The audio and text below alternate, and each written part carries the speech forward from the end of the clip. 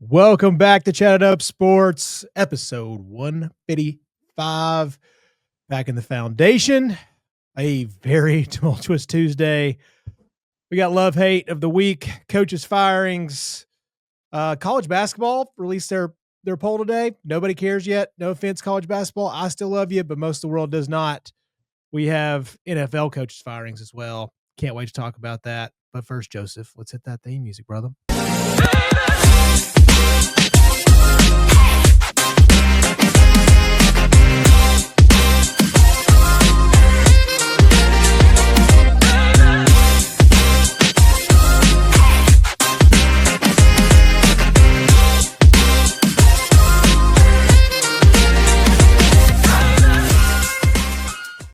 Welcome back, boys.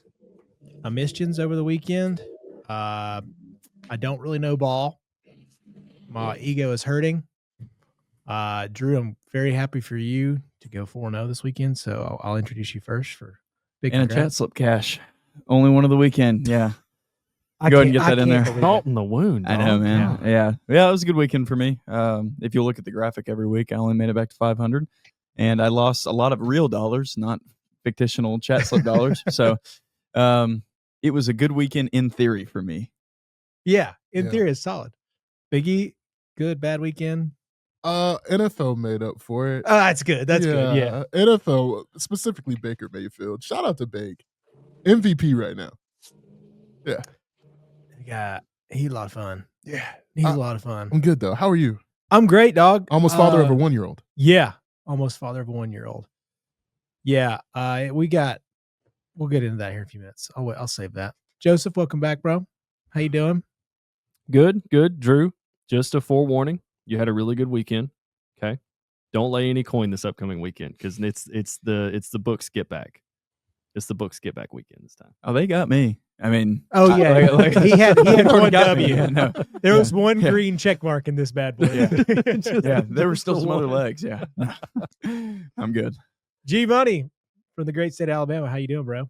Hey guys. Well, Chase, you may not have known ball last week, but I don't think that doesn't mean you're not a ball knower. And you had an electric setup out there on the patio this weekend, so can't be too mad about it. It's there. You guys get to see it this weekend. I'm pretty pumped. Yeah, it's the best time of the year weather-wise. So just sitting out there all day, with the kid, I was like, how do I entertain her? Because it's still concrete out there right now. Yeah. So I was like, I'm just gonna makeshift this one of those little play sets, and I just turned it sideways as awkwardly as possible, tiptoed through there, and just made it work. You know, you have to like barely fit through. It works, and pure entertainment. Just watch ball on the patio all day. It was great. We've made it. Saw a little playpen action. It's a playpen, big dog. Yeah. Mm-hmm. It's really just children's prison. And that's okay. I fully understand what this is. They can tell you, oh, playpen. That's no. She wants out of there. She wants to break free. We have love-hate this week. You may want to go first. I'll take it. Have at it.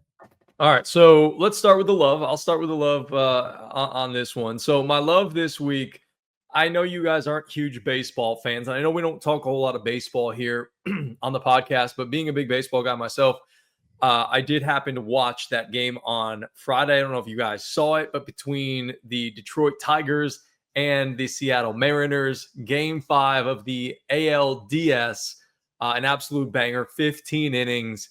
And I do have some friends that are Tigers fans, so I apologize that your season had to come to an end and that somebody had to lose that game. But it was an electric game, and it was a great way to kind of kick off the weekend sports-wise ahead of all the football, and then there was some other playoff baseball thrown in there. But you have to feel good for the Mariners. It's been a very, very, very, very, very, very, very, very long time since they've made it back to the American League Championship Series. They're playing in this series against the Blue Jays. And honestly, I feel good for whomever wins this series. I mean, you got a lot of storylines on both sides in terms of both of those teams, the Mariners having never won a World Series. You got the story with Vlad Jr., trying to do it for his dad. I saw this story the other day where if they win the World Series, he said he's going to give his ring to his dad. So that was pretty cool. But that was pretty electric from this weekend. I love that from this weekend on a baseball perspective. And then the hate from this weekend, I don't know how many of you woke up and watched it on Sunday morning out from London, but it was absolute hot garbage. The worst snooze fest football game I've ever witnessed. Good thing I didn't watch a whole heck of a lot of it. I did play Justin Fields in one of my fantasy leagues, and that was an absolute zero, like holy airball on that one. So just terrible, terrible brand of football. And if we're looking for teams to kind of expand the footprint of the NFL, I don't know why we're sending those two teams out there to play a game because, again, Jets terrible under Aaron Glenn so far. That hasn't really worked out. It's been okay for Ben Johnson in Chicago. Obviously, we're recording this on Monday, so we don't know what happens at this juncture. But yeah, that was my love-hate from this weekend. Hated the Jets and watching them try to play football, try to move the football. What was it, like a less than 100 yards? And then the baseball from Friday night is my love. Justin Fields was the net negative Awful. for the non-sacks. Freaking awful. And they almost won. Still almost won. Yeah, they had a really good chance. This is, I mean, it's not like an active war, but they have to be getting pissed. They have to be like, dude, what are you guys sending over here? This is Some garbage. This is worse than the Boston Tea Party, bro. Like, give us something. Give us something. I don't know. People complain about soccer, but I'm sure they're like, dude, this is American football. They're like, this is garbage. Yeah, they're like, you guys bitch and moan about us all the time having a slow sport, and you give us Bo Nix and Justin Fields. Brutal. I don't think the European mind could comprehend if they gave him like Mahomes Allen. No. Yeah, They exactly. couldn't. Like, They- yeah, that's just too much. That's too much. Well, yeah. then we got to give them like a mid-tier game. Like, give them like, what, like Goff versus who's like Caleb another Williams. mid? Jordan Caleb Love. Williams. Dude, yeah. no, Goff, Jordan Love. Yeah, that's Rams, fine. Lions. Rams, Lions would be perfect. Yeah. It'd be perfect. But It's I mean, just at least entertaining you got a about- Hall of Fame quarterback on one side. Exactly. He's no Matt Ryan, but it'll do. Is that right? Wow. He's got a Super Bowl. Overrated. So does Trent Dilfer. Fired. Tough. Going back to high school. Going back to high Yeah, school, bro. he It's all better. right. It's all right. Drew, go ahead, bud. Okay. My love is going to be a little niche, but All right. I saw it on College Game Day. Kent State was not favored in their last 24 matchups, and they walked in versus UMass to their home stadium, and they were favored this week, and they won 42-6 after getting beat up on by Oklahoma, Florida State, and Texas Tech this year. They've been literally passed around as like I guess technically an FBS win. Yeah. Kent State won 42-6 versus UMass. Shout out the Golden Flashes. Last year they took a beating from the Vols, and it was good to see them get their get back on the UMass Minutemen. So, Can I jump in here real quick? Sure. For your love, I just want to show flowers as well. The opening play, their kick returner returned it 100 yards for a touchdown, and his name was Darillis Clark. Darillis Clark is on Kent State. Darillis Yeah. Clark. Yeah. Shout out to Darillis. Yeah. So good vibes all around for Kent State. And then my hate was watching the Titans game, which I think we'll get to in further detail here in a little bit. But that Titans game actually probably helped the Titans more than if they had squeaked out a win against the Raiders. Calvin Ridley got hurt. So that was even worse for the futures looking ahead. 1,000 plus, definitely not happening. But hopefully this will spark the Titans to be some sort of watchable football. Because you talk about the Jets, at least the Jets got over 10 points. My goodness. Yeah. The Jets outscored us this weekend with that. It's crazy. God bless. I guess I'll give my Go love ahead, hate. dude. It all has to do with the University of Georgia. My love is for number 3 down there in Dallas. That's a bad boy. He goes by the name of George Pickens. George Pickens is a bona fide wide receiver 1. It is done. It is set in stone. I hate that they lost that game because they really found something with George Pickens. Once CD comes back, I just don't know what you're going to do with it. I don't. So that's my love. And then my hate is for somebody who has officially lost all my respect. The clapper himself. Brutal. Isn't that clapping, guys? These guys see me clapping? Yeah. It's very faint. Kirby. Did you see the Twitter update on what No, they thought he was saying? Please enlighten us, man. Sure. So on Twitter, and this is according to Twitter, so take it with a grain of salt, but there were big accounts reporting on this. He was saying that yes, he did call the timeout, but that Auburn was clapping and there should have been a flag. So I don't know how that overturned the timeout call, because the timeout should have been taken. But his point was that Auburn, and they were clapping at the defensive line, which you're not allowed to do in college football anymore. It was the safety. Yeah. The safety was clapping. safety Okay. walked up to like the edge of the box and started clapping. Yeah. And you're not allowed to do that. So Yeah. he was saying that was throwing off the snap count, and it should have been a delay of game on Auburn. But I guess the officials, like, somewhere talking to each other, the wires got crossed, and they were just like, whatever, just replay it. So I think that's what made everybody so angry, was that the officials, again, did not communicate very well. So Absolutely. I think what made everybody angry was that mixed on top of what happened the rest of the game. But don't worry, they got the first down, and then they got the get back call with the blindside block. So yeah, That was such a it was, weird game. It was just a disaster. Sorry, Malcolm. No, I was completely finished. Okay. You're good. That's such a weird game. I didn't want to. Yeah, that especially that being at night. You said it's just got that weird voodoo to it. Yeah, prime time. Go ahead, Chase. Yeah. My love this week is a week of firsts. Today, I guess as you're listening to this, is my daughter's first birthday. So birthday, Gracie Lee, baby. 3 class. Happy one birthday. time. Also, before the first birthday, an athletic feat was made. She took her first steps too. Incredible. Nice. Today? Yeah, yesterday. Wow. We're Heck counting. yeah. Today. Yeah, and then she did it today just for reassurance. So we're there, boys. Already working on calling down Lady Vols scouts. Just getting ready. Just getting ready. We're already in that dad mode. That you see those videos of, like, they see their son or daughter do one athletic thing. And you're like, in your mind, you're seeing Jordan highlights, and yeah. Anyways, that was a week first. Great stuff. Hate. It's actually a weird spinoff because, yes, I was excited that Callahan got fired, but this is a hate because it's not going to get any better. We still have Chad Brinker as our president of football operations. He is the real issue. I think that Mike Bergonzi may be a good GM. I don't know, but if you have Brinker in the office, you are not going to get any better. This is just a part of the process. The fact that you hired Callahan, the fact that you have all this negativity around it, it's going to be really hard to get out of. I post this on, here's an old man thing to say. I posted on LinkedIn today talking about this. You have a great city. You'll have about $135 million in cap space next year.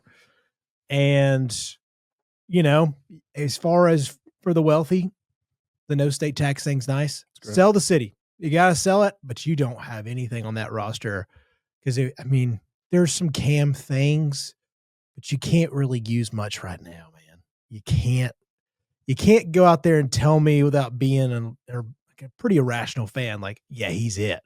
Like, I think there's some times, but I think a lot of these rookies have times. I think if anybody in the NFL can show you, like, do that.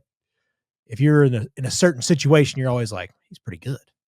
I can send out some Justin Fields highlights and be like, yeah, he's pretty good. But when you watch the whole full game, you're like, I don't know if it's there. He has a lot of drops. Again, I'm not saying Cam's bad at all. I think there is potential there, but it's just rookie season. Let's see what we got. But man, we have a long ways to go in a short amount of time with a new stadium. And I don't think if Brinker's going to be coming in, because now our head coach is was actually Trevor Lawrence's quarterback coach down in Jacksonville. So I don't know how much that development happened. Aspiring track record there. Yeah. Success everywhere he's been. Yeah, and helped out the wonderful Chargers go to the dumps there for a minute. So I don't know. And I don't mean to like just poo-poo on everybody in this Titans organization, but it's real bad, guys. It's real bad. But only up from here. Let's get out of the depths, boys. Let's get out of the depths. Joseph, send us home, brother. All right, boys. So we had originally planned for me to do a specific hate that's going to lead into our next segment. And I'm still going to do it, but I can't avoid it. I've got 2 hates, Okay. but I'm going to start with a love first. Tim Skipper. You guys know who Tim Skipper is? Great name. Don't know who it is. He is the interim head coach at UCLA football. It's not the And new they- house. yeah. It's not Jerry Neuheisel. Jerry Neuheisel's calling the plays. He's the OC, Yeah, but he's Tim the OC. Skipper is technically the interim head coach. Completely turned that team around. They dominated Michigan State. Absolutely dominated Michigan State. And it looks like UCLA went from dead 6 feet under, maybe probably 10 feet under, in the ground to they're walking now. Like they're not going to do anything at like grand scheme, huge, massive, but they have a pulse. They are not a free win anymore this year. And don't get me wrong, shout out Jerry Neuheisel. Dude's doing great. But a lot of people are giving shine to Jerry and forgetting that, hey, Tim Skipper is technically the interim head coach here. So, like, I want to give my boy Tim Skipper some love. So, No doubt. shout out Tim Skipper. You have really, really turned that program around. And I don't mean to take a shot at Deshaun Foster, but like, what were you guys doing? Like, did y'all practice like at all? Like, Yeah. What were I don't Coaching matters what so were we much doing right now. What were we doing? Yeah. For like the first, I don't know, since you were named head coach. I don't know. Anyways, shout out Tim Skipper. This is my love. My hate, I can't avoid it. That entire Georgia-Auburn game was a disaster.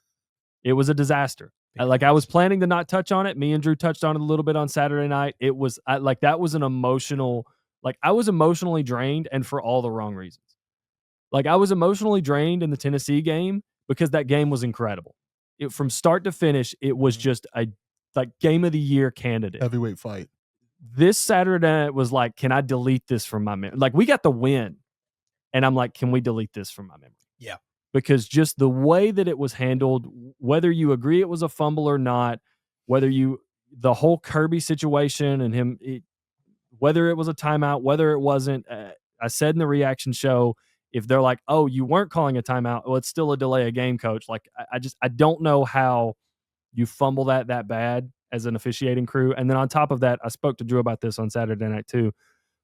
Before this game was played, earlier in the week, last week on Twitter, I saw a photo of moments from this specific officiating crew that had controversial calls in several other SEC games over the past few years. And in my head, I'm thinking, if you have a bank of evidence against an officiating crew like this, over the course of several years with several controversial calls that have led to league offices having to say something, they probably shouldn't be an officiating crew. I don't like to call for somebody's job, but sometimes people can't do a job. Yeah. And I don't think these guys can do it very well. So that was just, I'm trying not to get emotional, but it was just like, it was a disaster. It was a disaster. And I'll just leave it at that. We hashed it out, what officiating needs to be. It was a disaster. My second hate, I hate that Penn State fired James Franklin. I hate it. Amen. I do. Mm-hmm. I hate it. I think it was a knee-jerk, rash reaction to your team going all in for this year and it falling apart on you. He made some hires, Andy Koldenecki and Drew Aller. That never really seemed to be a good match. He went out and he got Jim Knowles. It looks like that didn't really work out either. I think maybe it was more of the talent that Jim Knowles had on Ohio State more than Jim Knowles as a coach. I've watched programs fire head coaches that are good, not great, because they believe they're great, and then they turn out not to be. As a program, they turn out not to be. Now, I know Penn State's won national titles. A lot of different schools have won national titles. But there's a difference in these upper echelon programs, these truly elite programs, and a program like Penn State. Now, Penn State believes that they should be one of those upper echelon elite programs, like Ohio State, like Alabama, like Georgia. They should be in those ranks of teams. And that's fine if you believe that. Totally understand. But now you're paying $50 million for a guy not to coach, on top of having to come up with money for rev sharing and also field a roster and then hire a new staff. So you're choosing at one of probably the most expensive times to field a football team to give a guy $50 million not to coach. And you can, listen, A&M did it. A&M got rid of it, Jimbo, paid him even more than they're paying James Franklin, and it seems to have worked out so far for Mike Elko. But there's no guarantee that happens at Penn State. There's no guarantee that 9 years from now, 10 years from now, we're looking at Penn State and we're like, they're better than they were with James Franklin. And I'll ask you guys specifically how you feel about it, because I look at programs like Tennessee, before you guys hired Josh Heupel, Oh yeah. it was a turnstile of head coaches. Florida, after Urban Meyer, they haven't really gotten it figured out. USC, even with early years in Lincoln Riley, they have not been what they were with Pete Carroll. And not all those situations are the same, and I'm not trying to say they're the same. I'm just telling you, when coaches leave, fans assume it's going to get better. Administration assumes it's going to get better. It doesn't always. So my fear for Penn State is that they're going to end up paying $50 million for a coach not to be on the sideline, and it might actually get worse. This year aside, because this year is what it is, you're doing the whole interim thing. Yeah, you wash this one away. You'll hire a new guy in December. If it's not Kurt Signetti, because in my head, Ryan Day's not going, Kirby's not going, DeBoer's not going, Lanning's not going, Sark's not going. All those guys are out.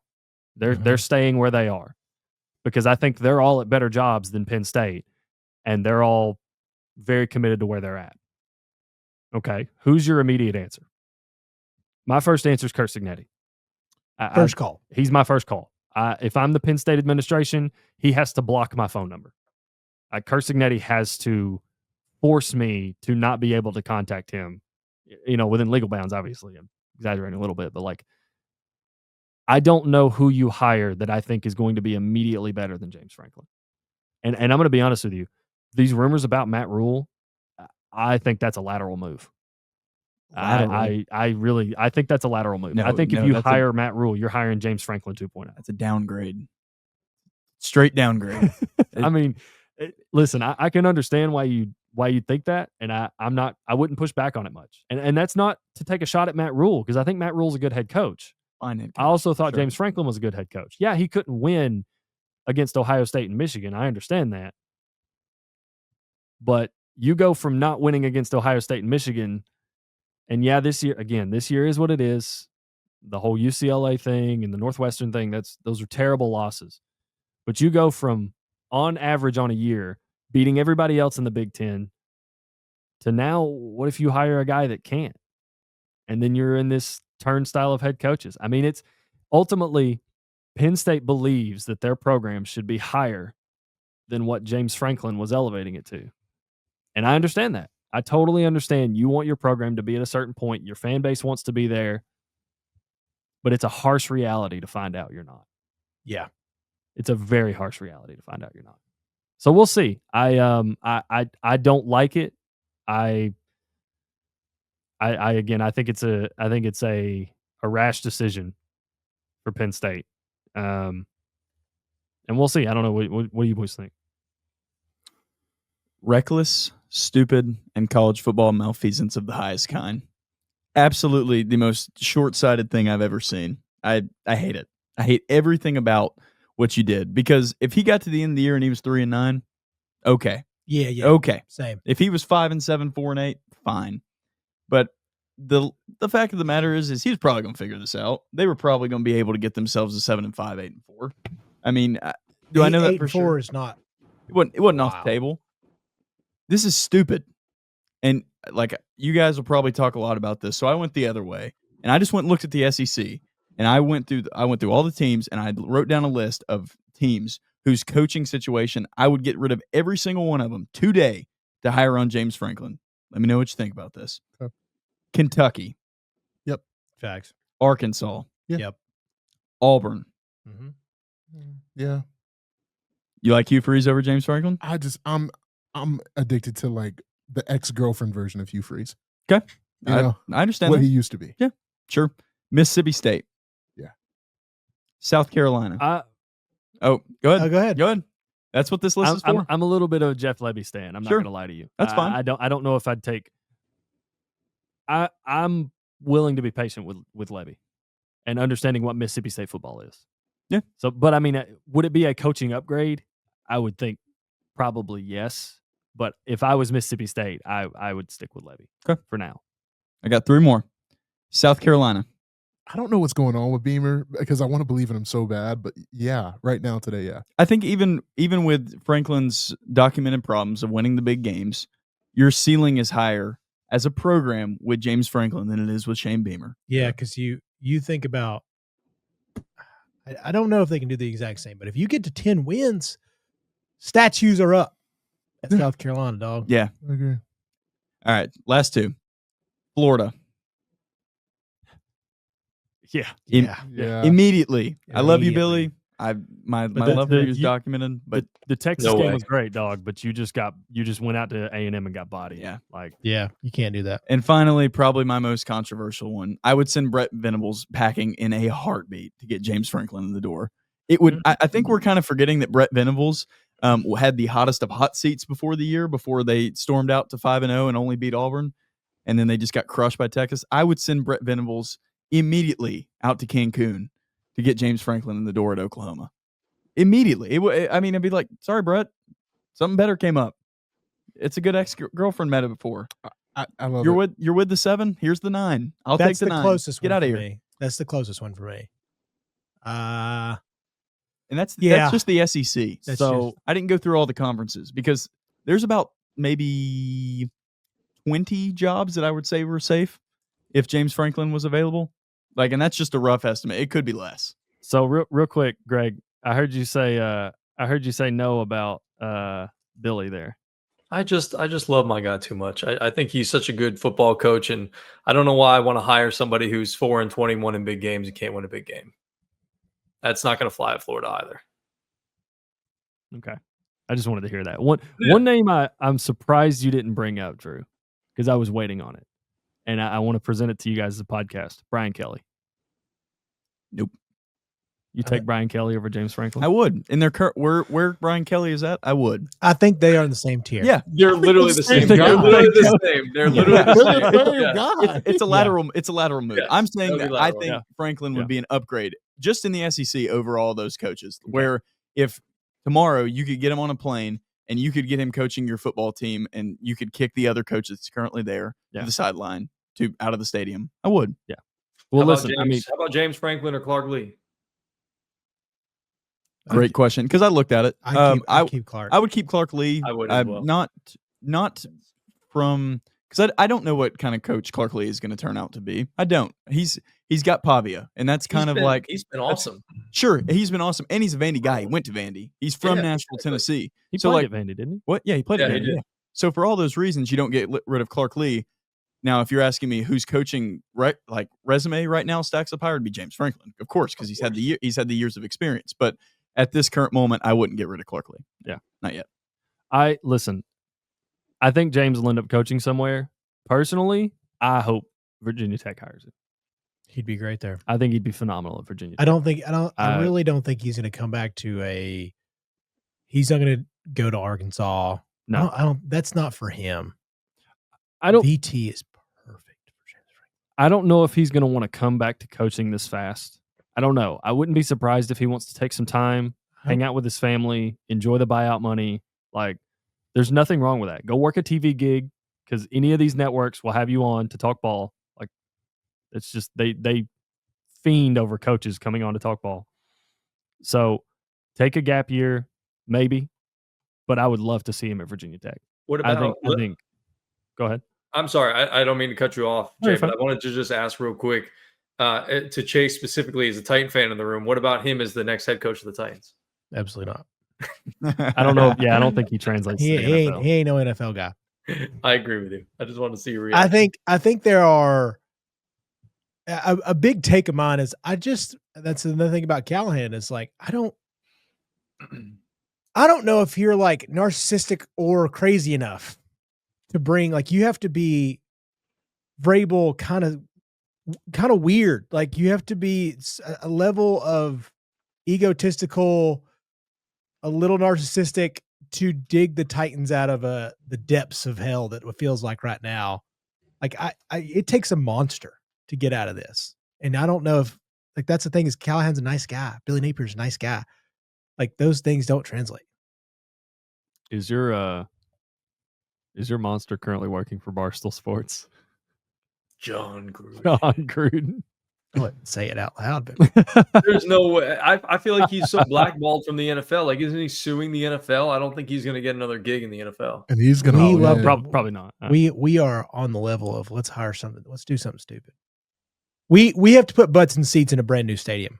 I think John Gruden would be fantastic for the Titans.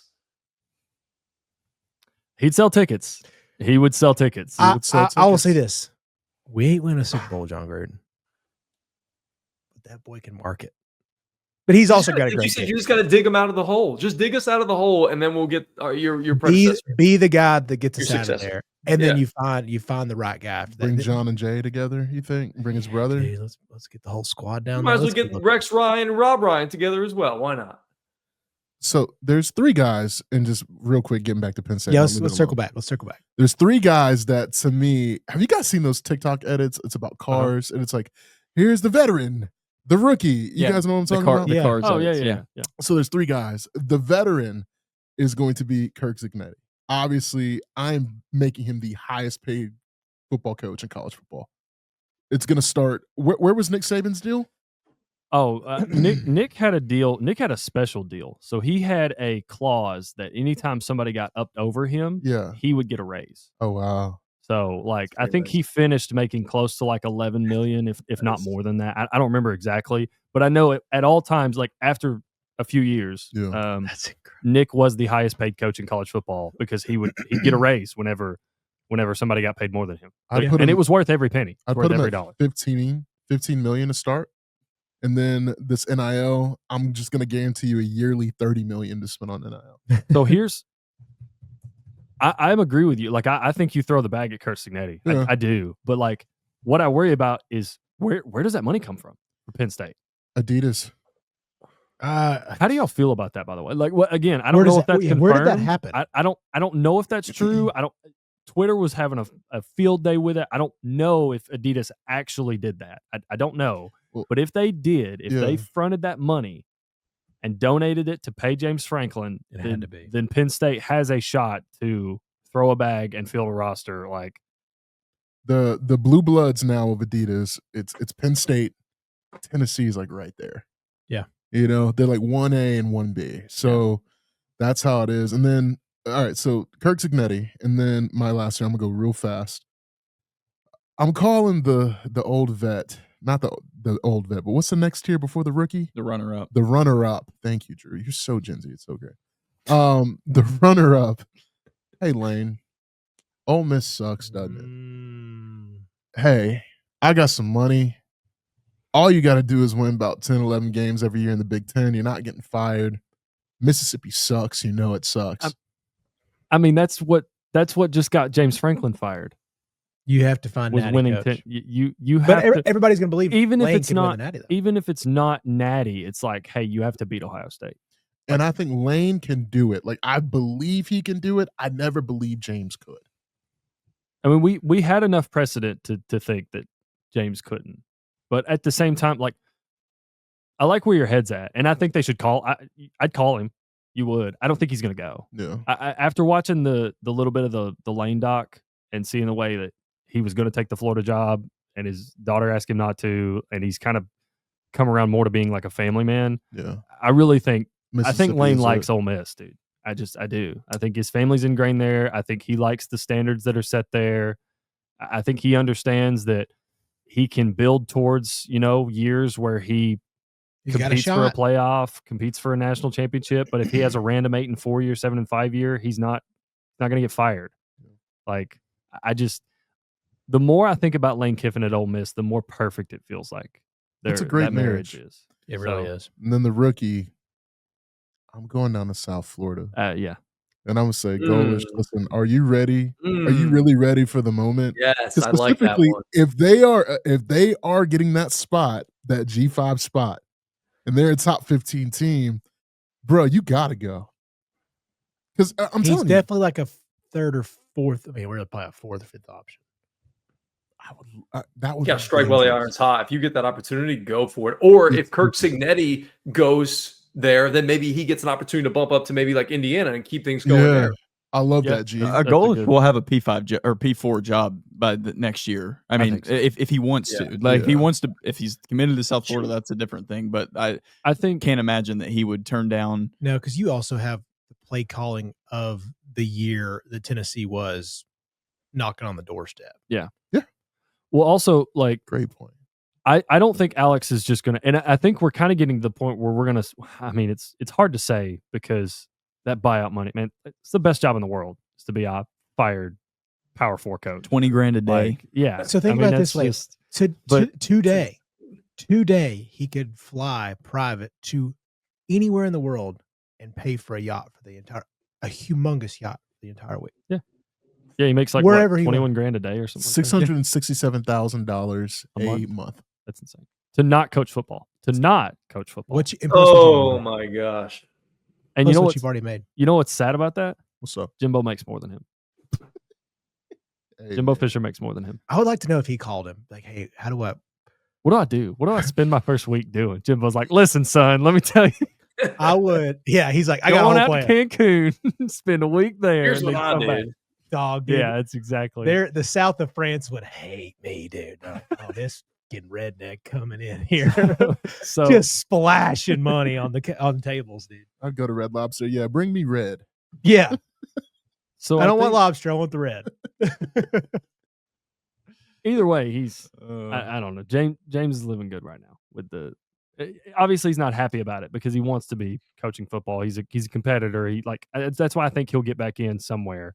But like I think we're getting to a point where, speaking of, you talked about Alex Golish and Drew said that he would have a Power 4 job. I think he will, but I think it's getting to a point where some of these G5 jobs are becoming more attractive The than Northwestern. Well, then like Arkansas or Kentucky.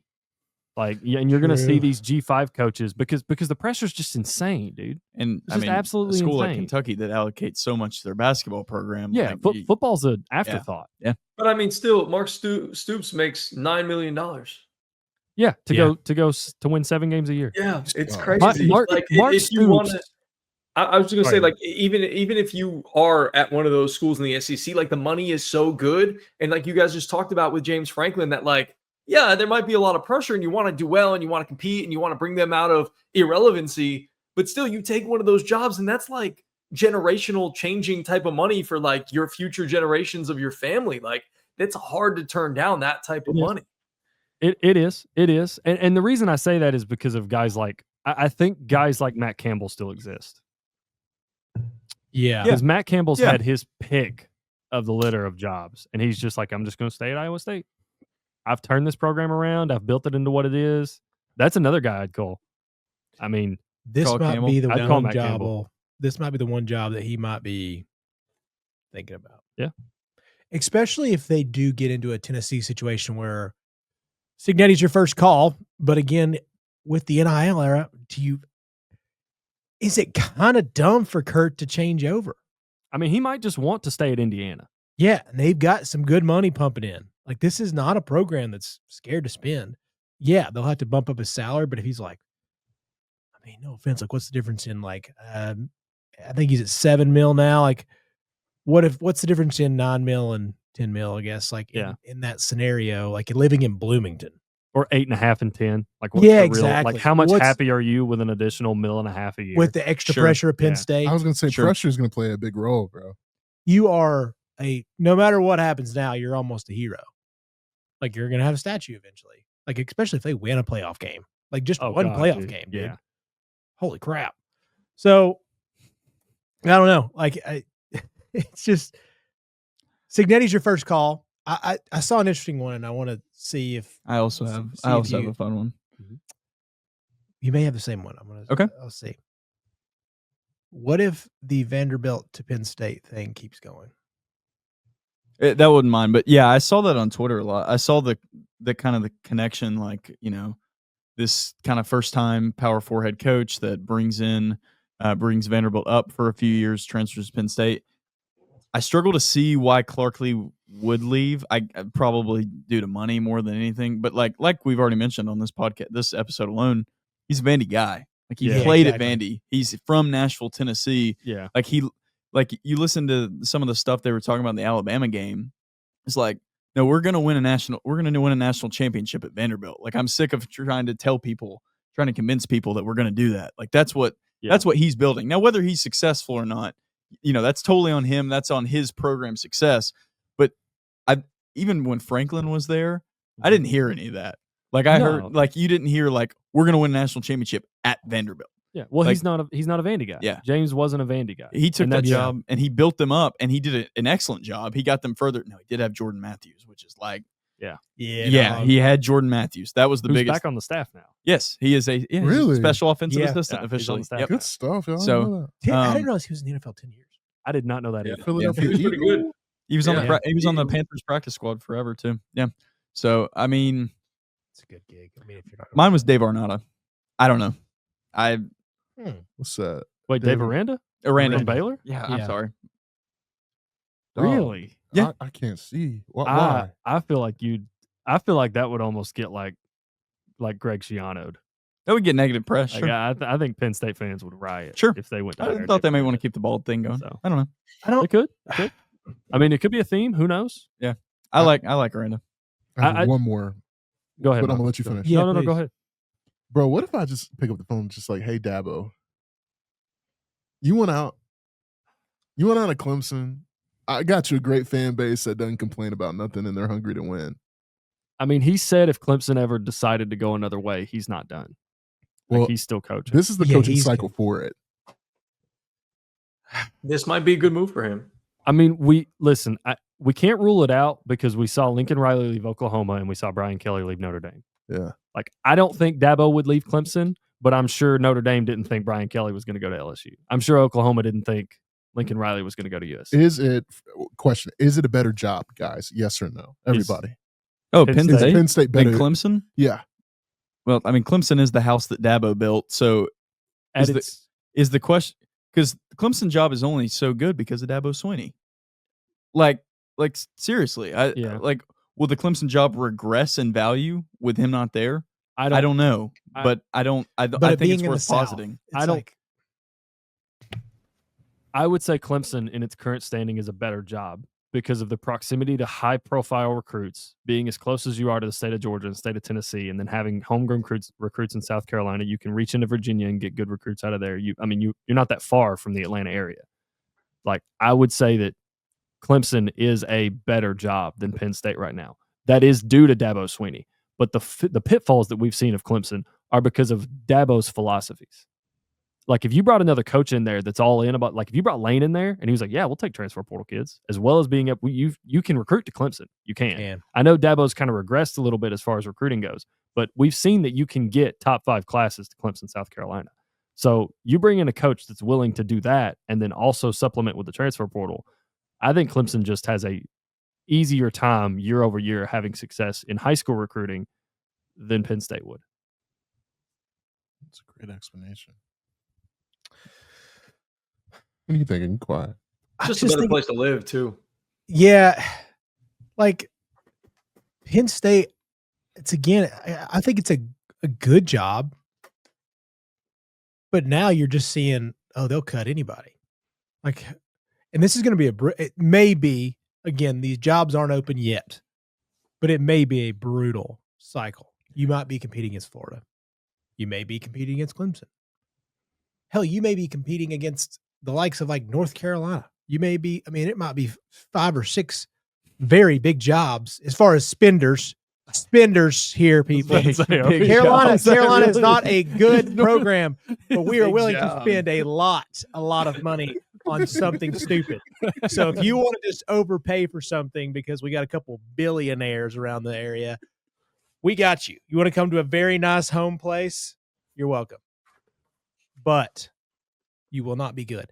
Again, I'm just saying, this could be, I mean, if you're competing against just Florida, somebody's going to get overpaid, to be honest. Who got it? Tyler Algier. Dang. Sorry, for those of you that don't know, that's gonna sound really weird. Tyler Algier anytime touchdown in the Falcons game. Now we did have the Algier rushing yards, did we not? Oh yeah, I think so. We're gonna check. I'm just Yeah, laughing. before every, He's got 21, 1 for 21. let's go, baby. Let's go. Steal one. Great call, Joseph. Great call, bud. Where were we? Yeah. A lot of money, a lot of big spenders. I know you're hurting over there, Joseph. Great call. Yeah. It's all right. Somebody's gonna get overpaid. I think that if we have like 4 or 5 jobs that are willing to spend, some program's going to get real hurt by somebody because they're going to hire some OC trying to gamble. I'd say it happened every year. Dude, like, I mean, I don't think you're going to be Tennessee bad and you're going to go out there and get your 45th option in an Alabama DC, but yeah. G, how do you feel about this topic? Are you Clemson or Penn State? What's the better job? Well, I love everything that Drew had to say, not Drew, Joseph had to say about, explaining why Clemson would be kind of a better job and better recruits and things like that. But there's just so much like history and pageantry, and you're in a better conference if you get an opportunity to go to Penn State. So for me, I get everything you said, Joseph, but if you want an opportunity to turn around like a historic franchise and like actually make them competitive within what is the Big Ten, I would think to go and do that, because that, again, you've already built something, and it kind of feels like it's getting a little stale right now at Clemson. You get an opportunity to go to a Penn State and you do something that James Franklin really couldn't do in terms of like taking down Ohio State, or nowadays taking down Oregon in the Big Ten as well. Then, hey, I mean, to me, that would almost be a bigger deal than staying at Clemson, where again, things feel like they're kind of getting a little bit stale. Yeah, the conference thing is big. Huge, bro. Humongous. I mean, because Miami's making themselves known, of course, this year. But the Florida State blunder, that's another job that might be open. That's another thing people aren't talking about. Oh. Norvell hasn't won an ACC game like his last 10 games. Yeah, he's 0-11 now. Yeah, he's cooked. And you have to think he's the first coach for them to ever lose to an FCS school. He's the first coach to lose to Duke at Florida State. Like, all these bad first. I get you have the one great season. I get that. And if Travis didn't go down, you probably got a damn good shot to win a natty. Yep. I really believe it. No doubt about it. But guess what? That year's really starting to fade. That's another program willing to spend a crap ton of money to make this thing right. And if Norvell keeps sucking, they've lost 3 in a row. If you go out to Stanford and lose 17-point favorite, see you bye. Don't do that. Yeah. There's shots at programs to be opening up that you don't really want to compete with in this hiring cycle. Yeah, and I mean, if Penn State was willing to fire James Franklin and pay him $50 million, Mike Norvell's buyout's only like 55. I say only 55. Only $55 million. No big deal. If Penn State's going to do it, Florida State might be following suit if he doesn't turn it around. It could be a hell of a coaching cycle, dude. This is stupid money. Golish might not get out of the state of Florida. And I'll leave it there. See, that's why I don't think so. I think Florida calls him. I think either Florida or Florida State calls him. Yeah. Because one of those jobs is going to be open. What's higher, Tallahassee or Gainesville? Oh, Tallahassee is so much of a better city to me than Gainesville. Oh, from a city standpoint? Oh, well, I was actually just thinking geographically. I can't remember which one's. Gainesville's like. I think Tallahassee is yeah, higher. I think so. Yeah. Tally is higher. Okay. But now I'll ask the question, like, what would be a better job in Florida? Dude, I'm going to be honest with you. And I feel this way. I think all of the Florida schools, Miami, well, not all the Florida schools. Let me clarify. The Power 4 Florida schools, I think they are all the same rank. Because I think when you recruit the state of Florida, if you can put a fence around the state of Florida, you can compete. Mm-hmm. Nick Saban won a national championship. His entire secondary was from the state of Florida. Mm-hmm. That's a great point, Jay. If you put a fence, I don't think any one of these programs, the way that spending goes, the way that NIL is, I don't sit here and think, yeah, they probably have certain edges over each other, but I don't sit here and think that Florida, Florida State, Miami have this leaps and bounds advantages of job compared to each other, because all it takes is one of them to lock down that state and you will compete. Yeah. You'll compete for national championships. I can't believe we have to say this about college kids, but no state income tax. It's incredible. It's a weird one. It's a weird one. You have to say that nowadays about 18 to 21 years old. Which really makes me wonder how much USC's forking out for this number 1 recruiting class they got coming in. They're going to match state income tax, like paying them to enough to where it's comparable to how much you'd be if you went to like Florida. Yeah. And I know it's some South Cali kids that they're keeping home, but like they're bringing some kids in from out of state. I just wonder how much They want to win bad. Well, I mean, in my opinion, USC is. I think if Lincoln Riley doesn't get it turned around, I think the brand's at risk. Ooh. The way that football program has been kind of irrelevant, and you're already in a city that gets swallowed up by everything else that's going on because it's LA. You got the Lakers, the Dodgers. I mean, they probably dominate your sports market. You got the Rams and the Chargers now, and you're just little old USC. And I know from a college football standpoint, they're not. They're a big player. They're blue blood. But I'm not someone who thinks that just because you are a blue blood, that your brand doesn't have the ability to be slowly eroded away by mediocrity. Now, I think in smaller towns, like I think in Nebraska, it would take a lot longer because Nebraska's a blue blood. I think it would take a lot longer for that brand to be eroded because outside of Lincoln, Nebraska football, there ain't much else. In LA, it takes 3 or 4, 5, 6 bad years for USC to become an afterthought. Yeah. And I think you see that in the way that fans show up now. I mean, they're 6-1 or 5-1. They're a really good football team this year. They just beat Michigan at home, and they couldn't fill the stadium. So, like, they haven't. I'm not saying the brand has eroded, but I think if it doesn't get better, if it doesn't start turning up massively, I mean, think about what USC was in like the mid 2000s. I mean, with Matt Leinart, Electric. celebrities. Didn't you guys feel like it was like a top 3 program in my mind? Dude, it was what Colorado was when they hired Dion. Celebrities all over the sideline, the stadium packed out, and they were the best team in the nation. And they were the funnest. I was 3 years old. Sorry. Shut up, Drew. Why? Yeah, sometimes I'll just slap the You just totally derailed. Like, that was such a good moment. You know what makes me mad too is like literally 2 seconds ago, I was like, God, my knees are tearing me up. We can't have this, dude. We can't. It's like for me, like when I'm working with the college girls here, they're like, "Oh, my body hurts. I'm getting old." I'm like, "Shut your mouth." You're 20, 22 years old. I wake up with something inflamed every day. Shut up. Yeah. You know. Yeah. I never thought about it that way, but you're at a point now. But they are fun again. That was a nice win against Michigan. So very good win against a great Michigan team. That was one everybody was like, great Michigan team. If Michigan goes out there and beats them, they could be pretty tough. And I thought that I was like, that isn't one of those like if Michigan goes out there and beats USC, then they're on a good little path. And I mean, you can't count them out against Ohio State, any team. So I was like, who knows? After watching what I watched last year, I mean, Michigan could field like a 7-on-7 team. I'm not going to count them out against Ohio State. They couldn't throw the full. They couldn't throw the forward pass. Yeah, they could not throw a forward pass last year. And and they're a little bit better at it this year. That's about it. And they got Ohio State at home. I just it's weird. That's a total side tangent. I don't know. Yeah, there's just a lot of good jobs. Like potentially a lot of. It's going to be a wild coaching.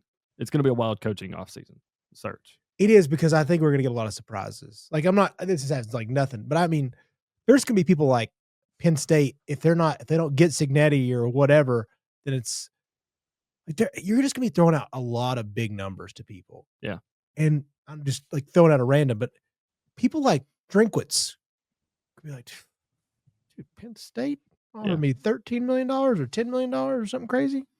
Well, see ya, Missouri. Like, I mean, just thinking like people like that. It's not just Penn State that has to do that. That probably has to overspend. Like you're probably gonna see schools like Missouri that have to re-up to keep their guy. Like Drink's probably going to get a raise this offseason. Coaches he's making like 9 right now. Yeah, exactly. He's probably going to be making 10 and a half by the end of the year. Especially if Missouri like finishes strong. I know they were close in the Alabama game last weekend. They got Auburn coming up this next weekend. Like if they finish strong, he's already won a New Year's Six bowl out there. Like Missouri, Ohio State. Yeah, that New Year's Six bowl. Well, It was Devin Brown, Ohio State, dog. Like, was that Ohio State? Hey, I'm I mean, hanging they my were hat wearing on that Ohio one, State boy. jerseys. I ain't trying to be that guy. They were feel wearing you, Ohio man. State jerseys. I feel you. So he beat Ohio State. I have a weird question to ask. I just thought about this. Yeah. So Speaking of the Missouri Penn State connection, if he wouldn't have lost Bo Papula, do you think James Franklin would still be there? Would Bo be starting?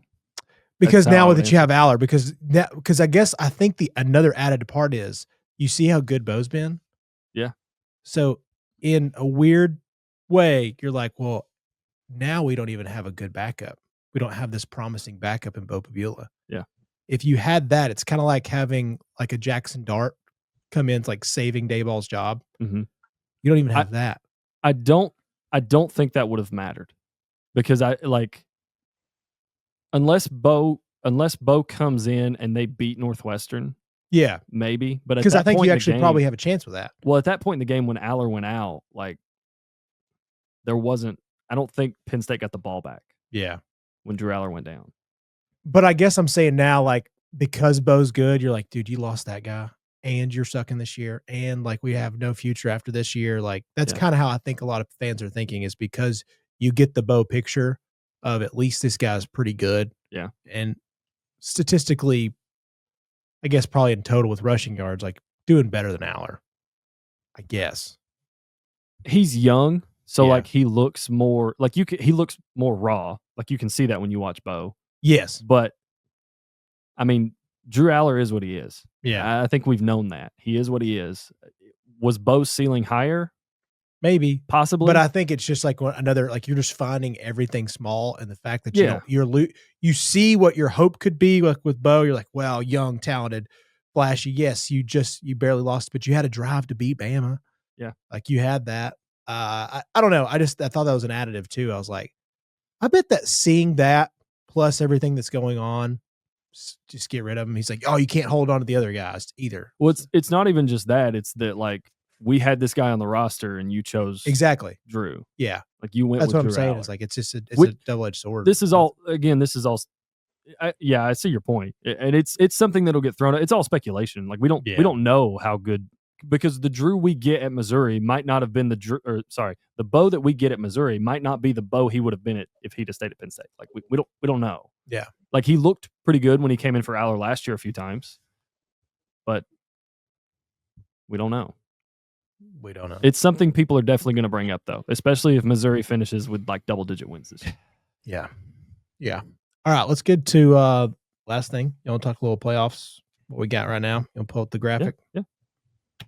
Unless y'all have any more, because I know it is fun to talk coaching's what ifs, especially when you have all this money coming through.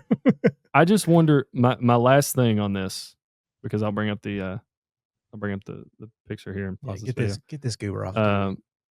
Sorry, Andrew. But my last thing is like, I wonder if we're going to see a similar coaching cycle to the same cycle with Lincoln Riley and Brian Kelly, where it's like the guy that Penn State ends up hiring is a guy that you never would have thought would have left the job that he's in. It's a trigger effect. Yeah, I could definitely see that's like, kind of what I'm wondering if too. that's where we're at. Yeah, like most definitely. Because logically thinking, in my head, Kurt Cignetti's the first call. Then, once he says no, if he says no, guys behind him, then you start expanding to like, oh, Eli Drinkowitz, Matt Campbell, Alex Golish, guys like this. Like that's the logical progression in your head to where you would go for if we need a coach. But like, what if you get somebody from like Lane Kiffin? I would not expect Lane to leave Ole Miss. No, but there's somebody out there, and it's all life's timing too. Like, is somebody just pissed off? Like that, I don't know whoever it is, like in this playoff tree, we're just going to use Lane for fun. But if it is Lane, they get beat in the second round. He's just kind of pissed. He's got some donors talking to him the next day. And then Penn State comes calling and is like, we're going to offer you 13.5, make you the highest paid coach in college football. And he's also just literally has the day after, and his daughter's like, wow, yeah, I'm already off to college. Yeah, Dad, go have at it. Like, it's just the right day. Well, what if like Lane Kiffin feels like one of like the default anytime like a powerful, I'm thinking more like a Like, what if Sharon Moore went to Florida? Oh man, No. Yeah. way. That'd No, be I'm a- not saying you would, but like something like I that. hear Like, you. yeah, I yeah. hear Like, you. I did when Brian Kelly was like, "Yeah, I'm going to LSU." I was like, no, you're not. Oh, you're wearing purple. You're wearing purple and gold. Holy shit! yeah, exactly. And like when Lincoln, like the Brian Kelly to LSU one, almost like it makes sense because of the differences in recruiting and how much easier it is to recruit at LSU than Notre Dame. But like Lincoln Riley leaving Oklahoma to go to USC was like,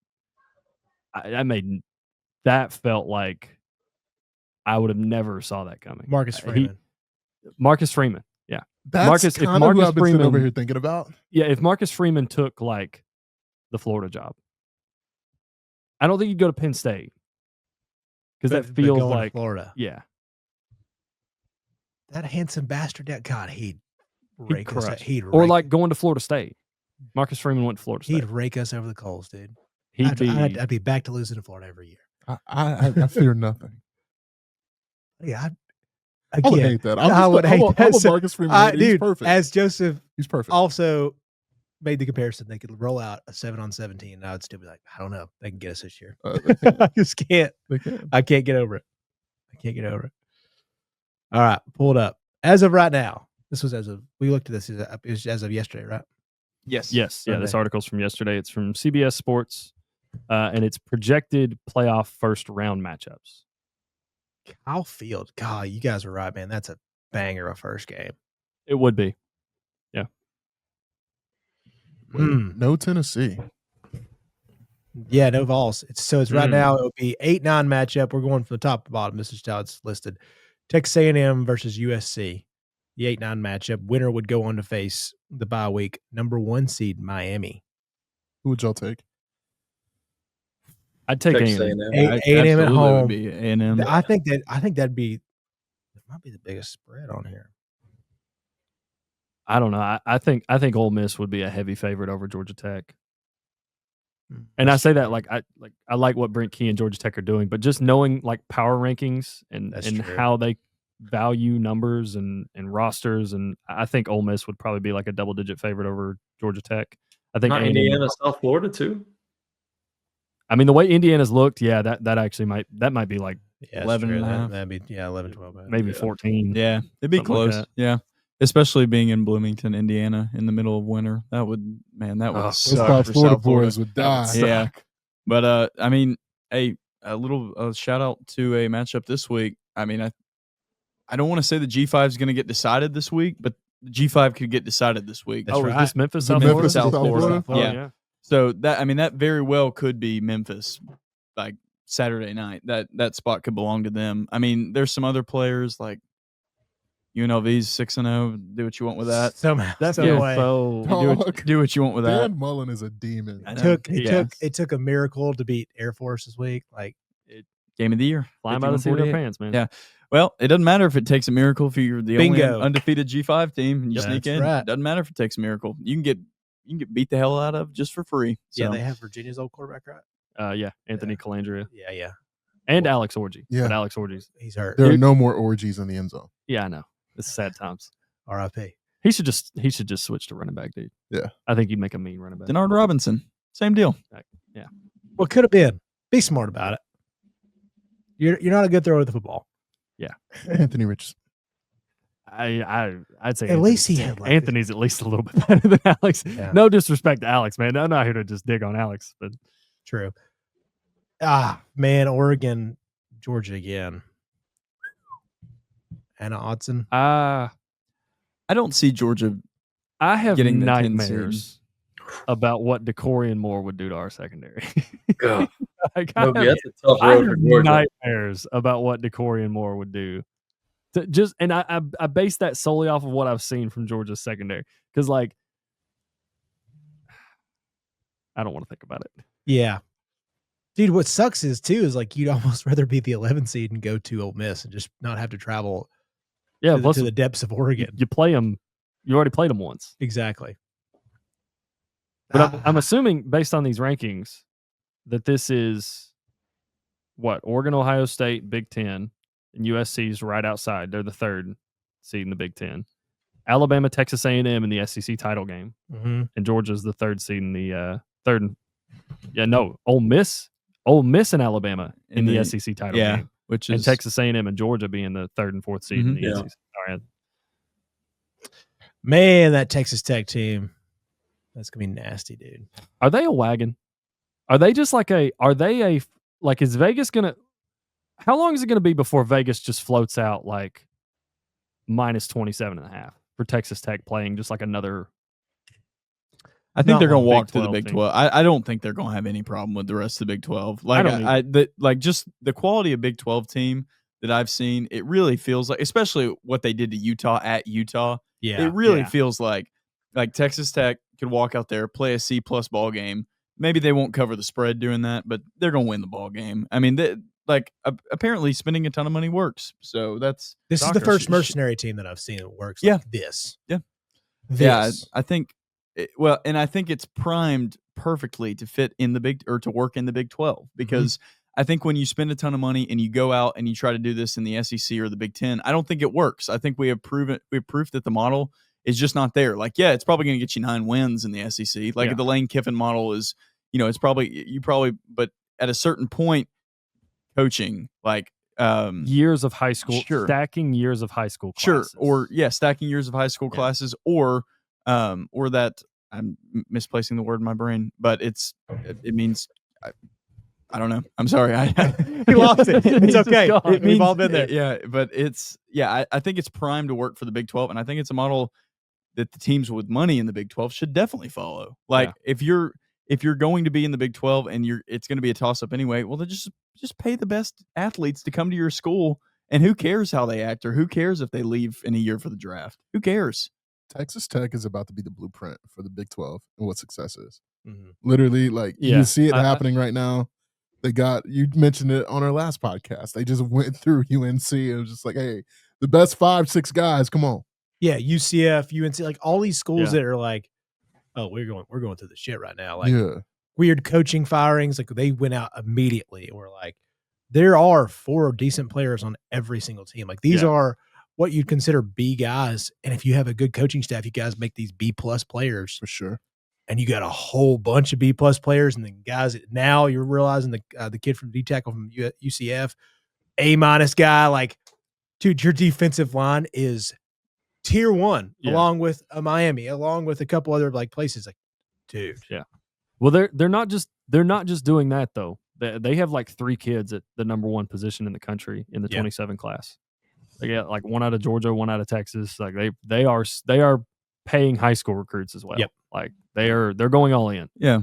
So Now, Greg, do you think that model works in postseason success? Do you think that the success that Texas Tech is enjoying in the regular season, and I think they will enjoy for the rest of the year in the regular season, will translate over to when you have to go against these bigger conferences? Now, I'm not saying that Big 12 is not a Power 4, but the SEC and Big 10 are bigger conferences than the Big 12, respectively. What does that look like? I don't think that's a problem. I mean, shoot, did we not see Ohio State spend a whole heck of a lot of money last year? And why not? I mean, if you have good players there and you have good coaches and they're all kind of working together, and it kind of feels like what Miami is sort of in a way doing this year as well. After, Cam Ward was there and they brought in a ton of guys, and via this model, they're the number 1 seed and number 2 team in the nation.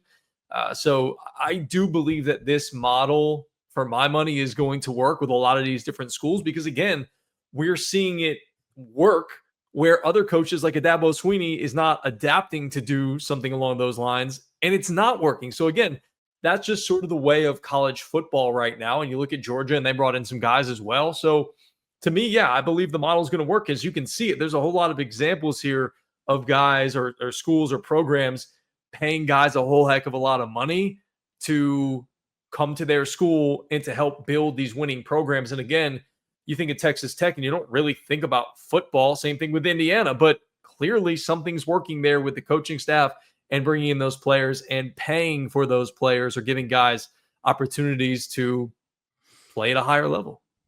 Sure. And I mean, yeah, I think you're spot on there. Although Ohio State did spend a ton of money, my only pushback would be is that they're a traditional powerhouse, and that has to count for something Eh, when you talk about. But they could never get over the postseason. top. That's true. when you And I talk, mean, they have gone over the top. I will retract that statement. They've gotten over the top. I mean, they got there with what's his name, Urban Meyer. Yeah, so like they've gotten there before, but again, I just feel like they are leaning into the way of college athletics right now, same as everybody else. And it seems like whomever is really leaning into that is performing really well. It's thriving. Adapt or die, baby. That's it. Clemson. Exactly. Well, and so what's funny too is when you mention Miami, it's like they're in a great position because they've paid for the quarterback. Yeah, you had one fluke loss to Syracuse, but you're basically in the playoff last year, right? Like you're almost there. You pay for Cam Ward, you pay for Beck now, but also you can recruit down there. Yeah. Like you're not far. Like Yeah. if you kind of, like you mentioned, if you get close to the state of Miami, the state of Miami when in college football is a real thing. Yeah. Like that Broward County, dude, recruiting haven. Skill So, players like It's unbelievable. nothing you've ever So you seen. keep people in house in Florida, and especially down there, you're going to be fine. But then you pay for guys outside of your land, and you can bring them down. It doesn't have to be that many guys. Yeah. No, They have a great model where Texas Tech is just, we're going to go find it everywhere. That's the beautiful thing about Lubbock. There is nothing else to do there, except for football and basketball, and that's why they became good in basketball. Yeah, and I think the Miami and Ohio State model is like It's perfect. is what you'll see the most success with. Where it's like Ohio State, yeah, they paid a lot of money for that roster, but a lot of that money was to keep guys that they had in house from like going to the NFL or transferring. Or And then they were like going to another program. That's a big part of the recruiting process now. Like you have to re-recruit your own guys or pay your own guys to stay where they're at. Yep. Also- And they were like, "Oh, we need a veteran quarterback," and they're like, "Oh, well, Howard, let's supplement it with another good running back. Oh, Quinshon Judkins." Also, Like it makes me so mad the fact that every week I feel like there's a new Ohio State guy that just dominates in the NFL. I'm sorry, Buka got hurt. That was going to be. I'm sorry, I cut you off. No, that's all. That's all. That was going to be my love was Jackson Smith and Jigba, but I went George Pickens to fit the hate for Kirby. But Jackson Smith and Jigba has, because Puka has now got hurt, is going to be like wide receiver 1 this year. Dude. He's unreal, bro. Like Ibuka was the third guy, Yeah. I guess, coming in for the Bucks, and it's turned into like another guy that's just awesome. I know he got hurt yesterday, but dude, every week, like if Olave is like the sucky guy of this whole thing, he had a great game Brian, this week. I know. He had a great game this week. Brian Hartline is worth every penny that the University of Ohio State paid. The Ohio State University. He's Sorry. another name that got floated out for Penn State this week. Dude, if I'm Ryan Day, you pay him whatever you want. Make him OC? He is. He already is. Oh, Brian Hartline's the OC. Well, he's like, I think he's OC or like co-OC with Ryan Day, but I think he's in charge of play calling. Okay, that's But I mean, just the run of receivers that they've been on, and then they've got a kid from Mater Dei, Chris Henry Jr., who's Chris Henry's son. He looks like his dad. He's an absolute freak, dude. Yeah. Like that's just another one. They're just reloading. So like Jeremiah Smith's coming back. Yeah, Carnell Tate could come back. Brandon Ennis is probably going to come back because Carnell Tate's probably going to be your wide receiver 1 off of Ohio State for the draft because Jeremiah Smith isn't eligible. So next year you've got Chris Henry Jr. as a freshman and Jeremiah Smith and Brandon Ennis. And it's just a rotating door of elite wide receivers. And Julian just pulling the trigger. And Julian is just getting better and better and better. He's going to get better, dude. Yeah. He's going to get better and better. And he's looked good. Like, I mean, like just I know they're not playing the highest level, but I mean, they don't have to do what he needs to do to win. But yeah, Because that but he's also defense- just getting like him against Washington. I was like, okay, yeah, I got it. He can I go got it. out You're there good. and just kind of play like that because I don't know if anybody on their regular season schedule will put 20 on Ohio State. How did this defense get better? Matt Patricia's a wizard, dude.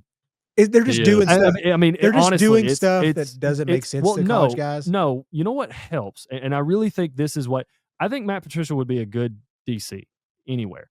But what helps is when you can go in and you can implement NFL concepts and advanced defensive concepts to a guy named Caleb Downs, and he can run your defense for you.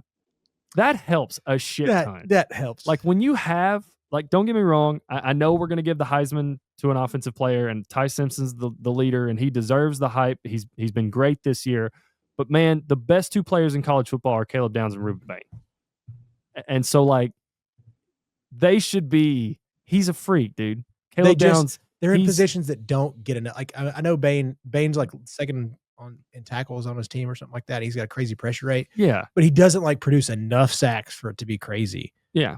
So that's the only thing that sucks about his Heisman race. Well, it's not even. It's like watching Caleb Downs operate, dude, and like, like when I watch film of Caleb Downs, I don't fully understand what I'm watching. But when I watch somebody that understands what's happening, break down what Caleb Downs is doing, it's just insane how good he is and how good that defense is.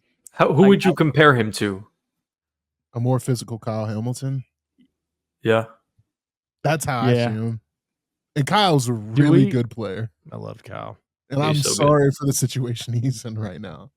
Do we go there? Go ahead. With Ed Reed? It's close. If there is a guy. Is he? There is a guy. Caleb's incredible, dude. Yeah. He's incredible. He's the best I've seen since Eric Berry. He's Everybody says from the big name comparison, it's Polamalu or Ed Reed. That's high praise. Is he a mix? That is high praise. Is he like a hybrid? I don't. But I see. What's funny? Go ahead. I don't think Downs hits like either of those guys. No. Well, I think the game's different. Yeah, like, it definitely. And Downs doesn't have the frame of either of those guys. Yeah. To be fair, but from a cerebral like matrix thing that you're talking about, where you have to know everything that's going on the field in front of you, to where like you have to know what the linebackers are doing in front of you, and then you need to know where the corners are going, but you also have to worry about the specific pass protections that they put in place to buy the quarterback's time, to where the quarterback where he likes to go, whether he likes to go in or out on the seams. Mm-hmm. Caleb Downs, he gets all that. He's like also, I've seen those breakdowns that you're talking about, which is just stupid because he's a college kid and he'll probably step in the NFL and he won't skip a beat. It'll just be like, here's what Kyle Hamilton did. Yeah. And then he also has to do that and then fill like run gaps. Yeah. Playing. He's similar in some ways, not the same. I think he's a little bit more. His size is bigger, but Eric Berry rolling through. What'd we get? Drake London scored. Good job, me. Good job. Hey, thanks, fellas. Nailed it. Good job. To get back, I'm glad you brought up that point, Drew, about it doesn't hit like. I don't know if we'll ever, the way that football has moved, I don't know if we'll ever be able to be like, oh, they don't hit like Ray Lewis or an Ed Reed, because I just that has been taken out. Like big hits still happen, but I don't know if you'll still have players get called headhunters for sure, but I don't know if you'll see headhunters like that because the game is just. Deshaun Elliott is evolved. one of the Steelers. If anybody was, dude, he killed a poor Browns undrafted free agent receiver this week. Oh my gosh, it was so bad. But Steelers, what best worst team? I don't know. Worst best team. The best. They have 40-year-old Aaron Rodgers as a quarterback. Who knows? Who knows? Yeah. Anybody want to touch on anything else in the playoff thing? Is there a team on there that you wish would have been there that you didn't see? Because I mean, there's, sure, that would have been mine. I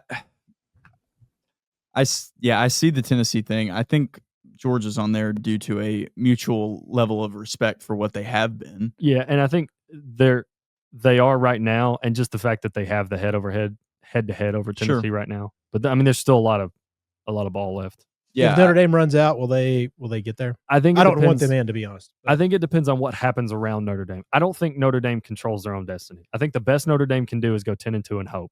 Bullshit. You know think why? So? Why? That logo.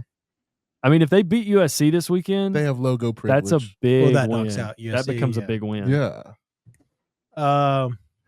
There's no two Big 12 teams, right? No, I think it's Texas Tech or bust. I think it's Texas Tech or because Texas Tech and BYU play each other, so you don't even have BYU and Utah play this weekend. Yeah, you don't even have the opportunity to where like Texas Tech and BYU, the two unbeatens left, could play each other, and then you can't punish the Big 12 title game for happening. Basically, Kansas tried to ruin the Texas Tech streak of cover, and they almost did. How insane is that? It's not like they didn't try to ruin their streak. make them undefeated. They ruin their streak of covering. Yeah. Yeah. If you rolled your money, if you put $100 on them to win every week, you'd probably be up $4 or $5 grand. You're doing nice. You're doing good things. Dude, I think I might start doing that this weekend. They're 11.5-point favorite against Arizona State. Sam Levitt did not play last weekend. Is he practicing He's this week? supposed to come back this week, but like, how healthy is he going to be? If we want beat up quarterbacks, let's not talk about Texas, Oklahoma. Our boy lost himself to Heisman this week. Who He was- you talking about? Mateer. John Mateer. dude. That's he was. y'all's boy. No, listen. Mendoza's back up there now after that win against Moore. Yeah, he is. If And he was okay. I mean, he was good. I'm not going to say okay. Yeah, I mean, he wasn't exceptional, but again, that's a really, really good, if not great, team in Oregon. Dan Lanning, we've already talked about him being an amazing head coach, and then you have to go to Eugene and you get that win on the road. Like, he did enough to help that team win that game. And I think there was a pick six in there somewhere, but yeah, he threw a late pick six. yeah. But I mean, the defense for Indiana to hold Oregon to 13 points. Yeah, That's the Crazy, surprise. bro. Yes. If you had told me Indiana won, I'd been like, oh, it's like 42 to. Yeah, Yeah, I'd have thought it was a 40. shootout, full on shootout. Yep. I want to be completely That's kinda real. surprising. For a Heisman conversation, I think the Heisman race is going to kind of take shape this weekend. And it should. Yeah. I mean, because you're getting to the point where certain guys are going to knock themselves out based on record alone. Yeah. So, like, even this is not a specific example. Like, even like a Jaden Mayava, if he had the best back half of the season and they went 11-1, he could play himself into that race. Whether he loses this week, 2-loss USC team, not doing it for people, no matter what he does the rest of the season, or any of those quarterbacks, because it's a quarterback award. Yeah. Like we know, like that's They won't. how They it won't is. do it. They won't do it 2 years in a row with no quarterbacks, right? No way. You're also starting to see a lot of these teams that had their like front-loaded schedules, like Missouri and Oklahoma, or the easy schedules, and they have a back-loaded schedule. And sorry, is what I meant to say. They're going to get into like really, really tough games. Have y'all seen the rest of Oklahoma's slate? Seen the rest Oh, of it's it. awful. They're traveling There's to 2 or South 3. Carolina this yeah. weekend. I think Oklahoma, it's rough. after South Carolina has all ranked teams left. Yeah, I think Yeah. so. So that's Trip to Bama in there. Trip to Tennessee. I think I there. wrote something on our Twitter, and I think looked at those are I looked at the schedule and I factored Mateer's hand injury in, and I was like, I think Oklahoma's going to go 6-6. Now they probably won't. Like, that was kind of just more of a headline grabber. 7-5. But, like seems Like, pretty- it's going to get scary really quick to where you actually have to win these games. You can't just Auburn your way out of it. Like, whereas I Yeah. think Auburn kind of beat themselves. Like, yeah, Oklahoma's defense won them that game, but Auburn's penalties and lack of discipline and terrible play calling put them in that situation. And yes, I know Oklahoma basically cheated. I'm aware. But I was going to say the failed fumble recovery turnover. Auburn had a scoop and score that got called back. Yeah. Like, the refs definitely played a factor in that game.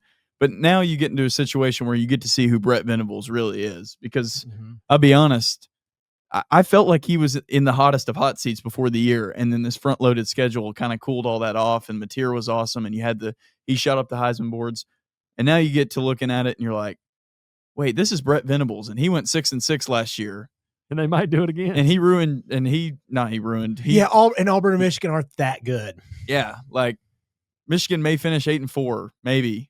Like in all honesty, Michigan may finish 8-4.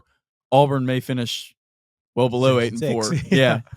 So it's if Auburn doesn't win this weekend, against Missouri, it's time for the cream's gonna rise to the top. I mean, that's where we're at in the college football Missouri's season. pretty good. I don't think we got a juggernaut in the SEC. I'll say that. Nope, not this year. I think Bama's our closest thing, and they're so susceptible to. Well, they do what Kalen did that year he was at Washington. They went to the national title game. They went like undefeated in 1-score games. Yeah, like that's just what they do. They win 1-score games, and it's got to be nerve-wracking. But he does. A win is a win is a win. A win is a win. No pictures on the scorecard. Because that's another one. Yeah, I was looking. I was like, what's A&M's schedule look like? Because, I mean, they're not. These teams are fine. A&M doesn't play Bama. But, you're at LSU, at Missouri, back-to-back weeks. Then you finish the season at Texas. Oh, they have Arkansas still left? Yeah. Oh, A&M. At Arkansas. Your next 3 games are away. At Arkansas, at LSU, at Missouri. Who is this? A&M. Man. So, is Texas Tech Ohio State, or I guess we got to throw Indiana in there, Miami would. or Miami. You're Is talking there about three chance? Are those the 4 teams that could? Which of those 4 teams are you the most confident that could go undefeated? Miami. Yeah.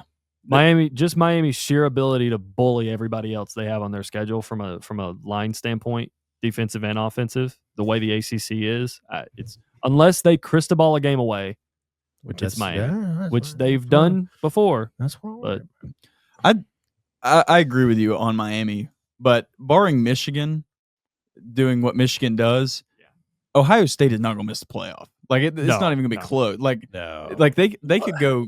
Like they could. There's no way. I mean, they're going to beat Penn State this year. I think that would be hilarious. There's no way they. Let's go ahead and side note that Interim Who is their interim? If interim head coach at Penn State beat Ohio State, there would be just hell to pay. No, Oh God, the memes would set the world, God. the internet on fire. I mean, I can't even explain to you what would happen there. But, anyways, Ohio State is probably the best team in college football, pound for pound. Terry Smith is the interim head coach at Penn State. what was he? I have no idea. Yeah, it's always funny like who they put in as like interims. Like Mike McCoy. Yeah, exactly. It's like, why the hell we got Mike McCoy as our interim coach? I mean, I know this roster's this coaching staff's not rock stars, but dude, we got a Tim on our team in there. Come on now. I think you can make a case for Texas Tech as well to be, heavily. That was kind of my team. Yeah, I thought. Confident. You lean confidently towards Texas Tech as well, because I know we've talked a lot about these teams' schedules and whatnot. Again, you got to go to Arizona State. Who knows if Sam Levitt's actually going to play in that game? Oklahoma State's been a dumpster fire. Got to go to Kansas State. Kansas State, 2-2 in the conference. Then the big game is against BYU, the number 15 team in the nation right now. But you got that game at home against UCF, and then you got to go to West Virginia to finish things up. And West Virginia has been a hot pile of garbage as well. So I'll ride with the Red Raiders on this one. I think the BYU game may be a murder. Like I think that may be one that gets billed as like here's here's a big time Big 12 matchup, and then they walk into Texas Tech and it's like, oh, we're playing grown men who are getting paid hundreds of thousands of dollars, and we're Mormons. Like I think that's that freshman quarterback. I mean, I'm sorry, like that Bear, right? What? Bear Bachmeier. Bachmeier. Yeah. Like, and he wears number 49 or 47. 47. 47, yeah. Like, I'm sorry, you're not going to beat the mercenary team. Like, I think they may walk into there, and I think BYU's, all hope may die within a couple seconds of that game. All right. I'm going to do this. I'm going to say this now. Do not let me overreact. If Texas Tech, because it's the Big 12, it's a weird year. If they lose to Arizona State this weekend, I still think in my mind, I'm going to say it now, they're still a top 5 team. It depends on how they lose to me. Like if they go in there 27-24, not even score wise, just like if they go in there and it's like, Arizona State had a punt return for a touchdown and they had a pick 6, and then Texas Tech's like quarterback got knocked out.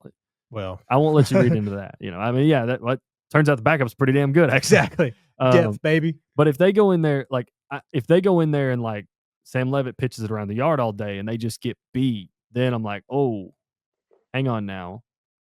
Kenny Dillingham knows something. Like either he knows how to attack this defense, or he saw something, but if it's like a fluky win for Arizona State, I'm with you. But I'm not predicting they will. I think Texas Tech's it's gonna the Big cover. 12, and it's really hard for me to like sell myself on, hey, we're gonna get through this whole year with 3 or 4 teams being undefeated. Yeah, that's and crazy it's talking about. Not just that Texas Tech's going to go undefeated, but it's like we're going to dominate every game we play. Yeah. Now, I know Oklahoma State's gotten better since Gundy, but that game literally might be 1,000-0. I think they'll have a running clock from the kickoff. Yeah, probably. Yeah. Oklahoma State's starting a receiver at quarterback, by the way. I don't know if anybody else. That worked out for Kentucky. Yeah, but with Lynn Bowden Jr. Yeah, I'm just saying. Yeah, but Oklahoma State. You bring that up, didn't you? God, truly. I hurt my soul. Sorry, boys. That was awful. He looked over here with this little smile and giggle.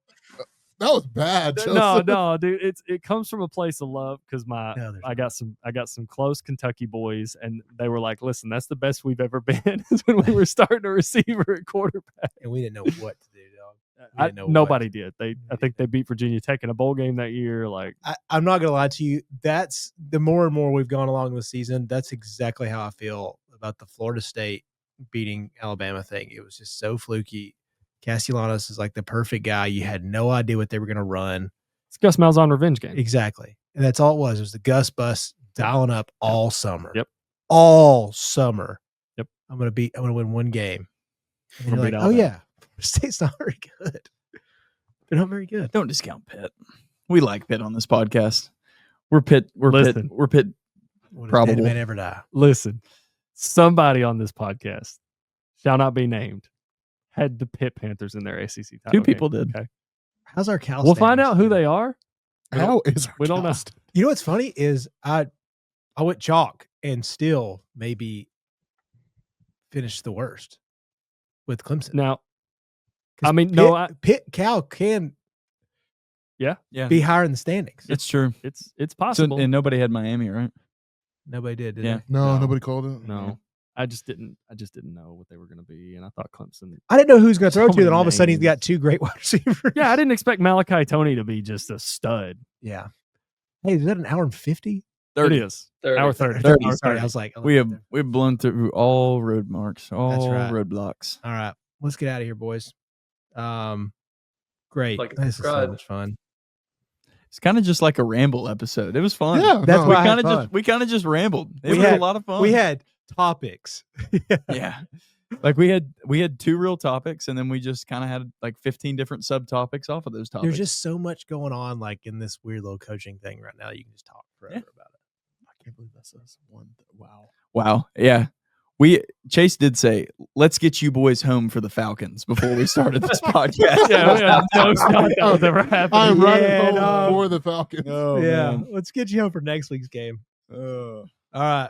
Love you guys. Like and subscribe everywhere. Appreciations. We out. Happy birthday to my little girl. Happy birthday.